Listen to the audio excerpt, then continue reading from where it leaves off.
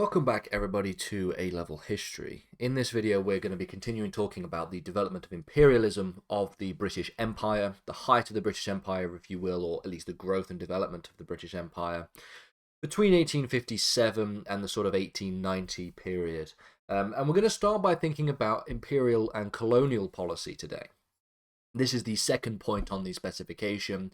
There are a number of different elements to this particular topic. We're going to talk generally about imperial and colonial policy in this lesson, and then in the next few lessons we will talk about the administration of India, the Indian Mutiny, as well as colonial policy and the shift towards an understanding of Africa, the scramble for Africa, the international relations that establishes the scramble for Africa, and then the sort of idea of informal empire, before we then move on to talking about trade and commerce, which is the next point in the specification. So we're taking this topic very, very slowly, and I'm actually very much enjoying taking it a lot slower than we've done with other lessons. And I might go back and do some other of the other specifications that we've covered, but maybe from this perspective of doing it in a much slower pace. So like I said, we're going to talk about imperial and colonial policy of the British Empire in this lesson, and as a basic introduction, when we talk about imperial and colonial policy, we're talking about the ways in which the government administered the empire, administered colonies, and administered imperialism throughout the period of this particular period of time. Because of course imperialism was not just something that people did, it was something that was it was prescribed to do, it was legislated to do. There was a policy, there was actual institutions that were dedicated to the administration of the empire. And one of such institution was the Colonial Office, which was formally established by William Pitt the Younger's government in 1801, so quite a bit before the period of time that we are studying, but this is really where the Colonial Office begins its administration of colonies. Now, it was originally part of the War Office, as part of a sort of overarching element of general foreign policy. Of course, the Colonial Office just being a subsection of the War Office gives you a little bit of an insight into what the British Empire, or how the British Empire viewed colonialism as sort of an element of acquisition of territory and conflict. But it then became separated in 1854. By 1854, we see a distinction between the War Office and the Colonial Office into two completely different institutions. Following 1854, we see it then split into a number of sub-departments. Obviously, as you know, and as we have been talking about in the last few lessons, the empire carries on growing. It expands. It won't reach its peak until after the, I believe after the end of the Second World War, or after the end of the First World War, when it acquires territory from winning the conflicts, of course, but it is still growing at a quite increased rate at this point, and so the administration of each of these territories has to then be the remit of an individual department in different areas. So you have a colonial office for North America, for Australia, for the West Indies, and for Africa, the Mediterranean. And then from 1870, there was also this general colonial office. So there was a colonial administration for the Mediterranean, one for Africa, one for the West Indies, one for Australia, and one for North America, as well as from 1870, there being a general administration of colonial policy as well. So the Colonial Office itself, the structure of the Colonial Office, was headed by somebody known as a colonial minister. This was the Secretary for State for the colonies, Secretary of State for the colonies. So just like how we have today in the modern political framework, we have a Secretary of State for Education, we have a Secretary of State for the Home Department, the Home Secretary, we have a Secretary of State for the Treasury, the Chancellor.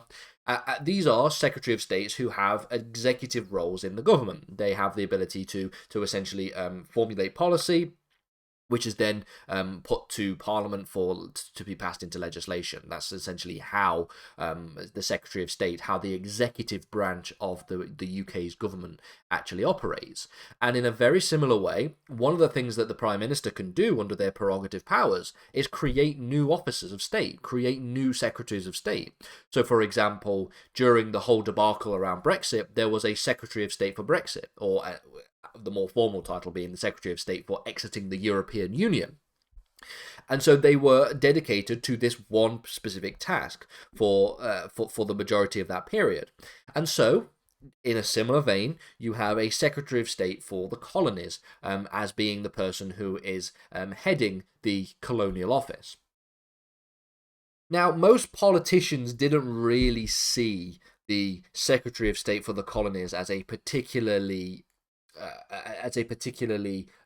good, shall we say, position, as a particularly outstanding position to have.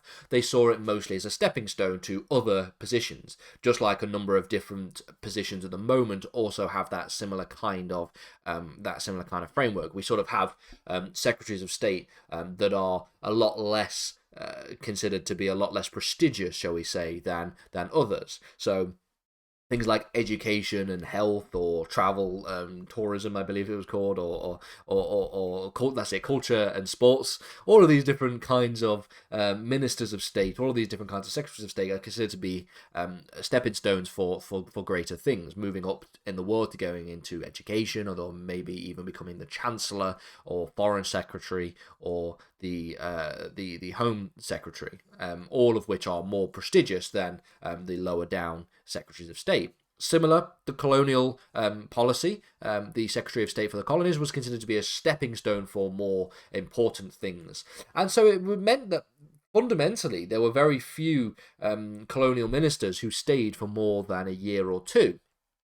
And so, for the most part, we see that there are a number of colonial ministers taking place, colonial secretaries taking place between the years 1857 and 1890. We have, for example, the Duke of Newcastle between 1859 and 1878, quite a significant period of time. The Earl of Kimberley between 1870 and 1874. We also have Lord Knutsford between 1887 and 1892. These are the three who actually were in the office of the colonies, the colonial office, for the longest period of time. So, of course, the Duke of Newcastle being quite a significant period of time, 9 years, compared to even the other ones here. And then everybody else was in for maybe a year or 2 years max. So, as we see the progress of the 1800s push to a further rapid expansion of the British Empire, as you would probably imagine, the Colonial Office began to have much more work in terms of their increased workload administering the empire. As we went and we had the scramble for Africa, we see the administration of India, we see places like Canada still being under the remit of the British Empire, including places like Australia as well. The British Empire was absolutely huge at its time. And so the result here is that there is an increased workload for those who are actually in charge of administering the empire. And as a result of which, we see a lot of delegated work as the colonial empire begins to grow in terms of its expansion. Following the Indian Mutiny, for example, of 1857, we see a separate office for India dealing with the administration of the Indian and the Far East. We will see the significance of the Indian Mutiny when we look at it in future lessons' time, but fundamentally the Indian Mutiny changed the way in which the British Empire actually administered India, taking control of the territory itself rather than leaving it in the delegated hands of a chartered company, as well as having this separate office be established, and as well as a lot more of the more day-to-day policy-based stuff that was done on the ground in terms of keeping in people in certain areas and certain regions so that they would not be able to mutiny again, for example. All of which is going to be topics for future lessons' time.